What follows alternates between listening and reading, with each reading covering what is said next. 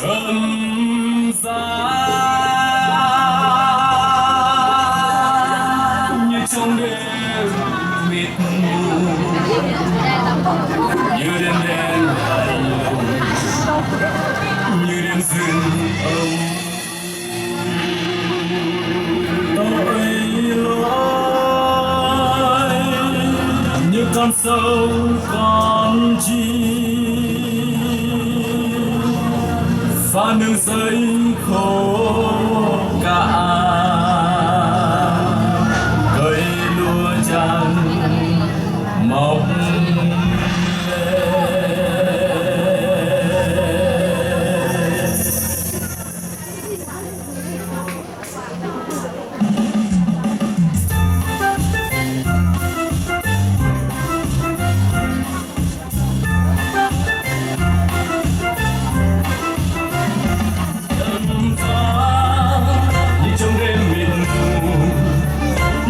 lạnh như đêm phương âm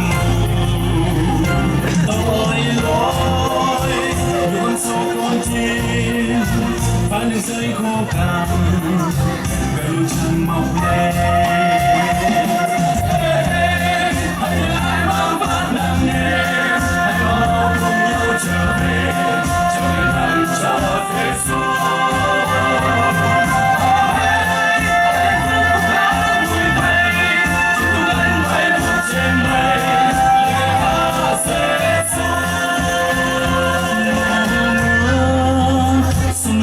Trăng bờ cơn gió lay sập nhà, biết nhung vào nơi đâu, nơi có an trong Giêsu. Gió núi xa gió nổi không lại chuyện lòng tôi. Hãy mang vác nặng nề, hãy mau cùng nhau trở về thẳng cho Giêsu.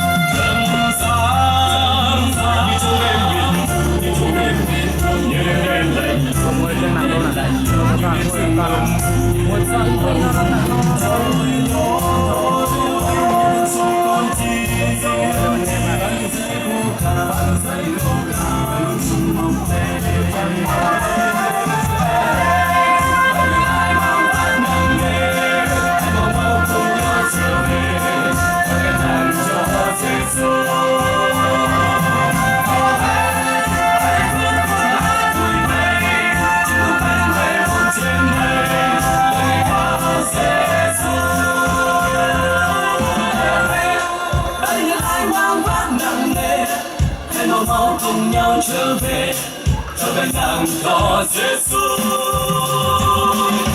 Hãy cùng hát vui vẻ, trên tung lên bay vút trên mây, lời ca Giêsu.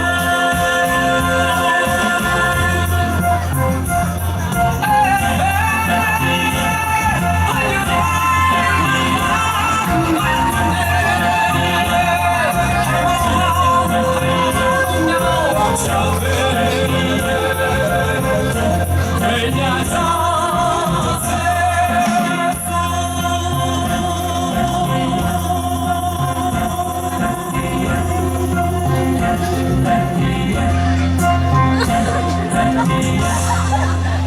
Video Party.